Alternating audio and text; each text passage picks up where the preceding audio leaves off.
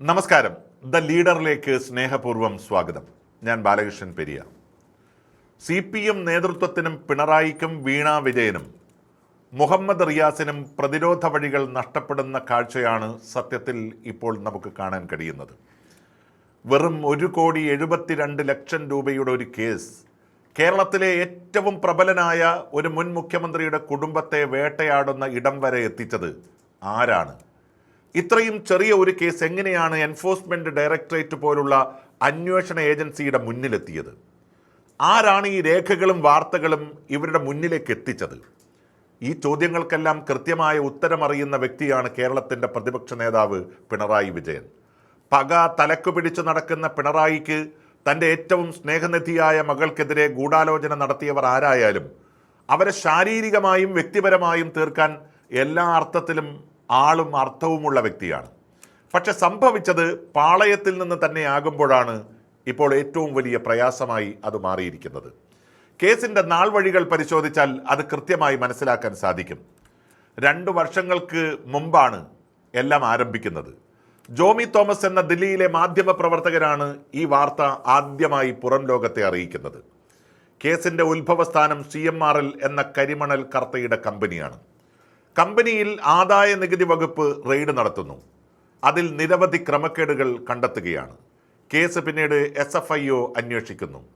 കരിമണൽ കർത്തയുടെ ഒരു ഡയറി ആദായ നികുതി ഓഫീസിൽ നിന്നും ലഭിക്കുന്നു.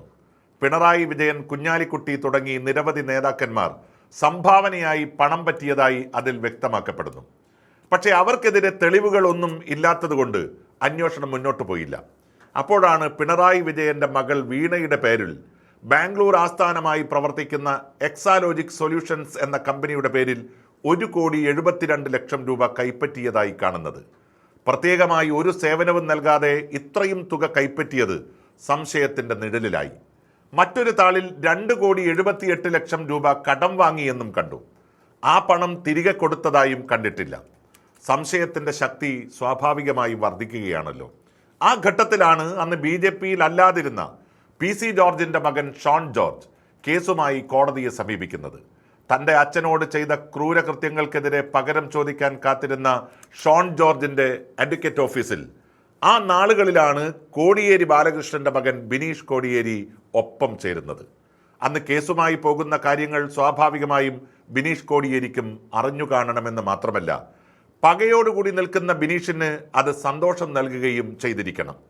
ജയിലിൽ ബിനീഷ് കോടിയേരി മറ്റൊരു കേസിൽ കിടക്കുമ്പോൾ പിണറായി അദ്ദേഹത്തെ സഹായിച്ചില്ല എന്ന് മാത്രമല്ല, ആ കുടുംബത്തിനെതിരെ ശക്തമായ നിലപാട് സ്വീകരിക്കുകയും ചെയ്തിരുന്നു. ആ പുത്രദുഃഖം സത്യത്തിൽ അവസാന നാളിൽ കോടിയേരിയെ വലിയ തോതിൽ വേദനിപ്പിക്കുക കൂടി ചെയ്തിരുന്നുവെന്ന് അദ്ദേഹത്തോട് അടുപ്പമുള്ളവർ പറയുകയുണ്ടായി. താൻ അനുഭവിച്ച പുത്രദുഃഖം പുത്രി ദുഃഖമായി പിണറായിയും കൂടെ അനുഭവിക്കട്ടെ എന്ന് കരുതിയാൽ അതിൽ കോടിയേരിയുടെ ആത്മാവിനോടോ അതല്ലെങ്കിൽ ബിനീഷിനെയോ കുറ്റം പറയാൻ സാധിക്കില്ല. കേസ് സാമ്പത്തിക കുറ്റമായതുകൊണ്ടാണ് പിന്നീട് എൻഫോഴ്സ്മെന്റ് ഡയറക്ടറേറ്റ് അത് ഏറ്റെടുക്കുന്നത്. അങ്ങനെയാണ് ഇന്ന് കാണുന്ന പുകിലുകളെല്ലാം പിണറായിക്കും കുടുംബത്തിനും സംഭവിക്കുന്നത്.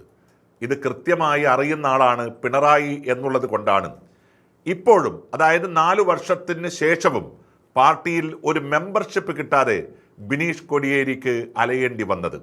അതുകൊണ്ട് തന്നെ ഇന്നലെ നടന്നതെല്ലാം ബിനീഷിൻ്റെ നാടകമാണെന്നും കരുതുന്നവരാണ് കൂടുതലും. കണ്ണൂരിൽ തളിപ്പറമ്പിൽ വിജയിച്ച TK ഗോവിന്ദൻ മാസ്റ്റർ വീട്ടിലെത്തിയപ്പോൾ സ്വീകരിച്ചതും പയ്യന്നൂരിൽ വിജയിച്ച കുഞ്ഞികൃഷ്ണനെ സ്വീകരിച്ചതുമെല്ലാം പിണറായിക്ക് ദേഷ്യമുണ്ടാക്കുന്ന കാര്യമാണെന്നറിഞ്ഞിട്ടും അത് ചെയ്യാൻ നിലപാടെടുത്തത് അദ്ദേഹത്തെ പ്രകോപിപ്പിക്കാൻ തന്നെയായിരുന്നു.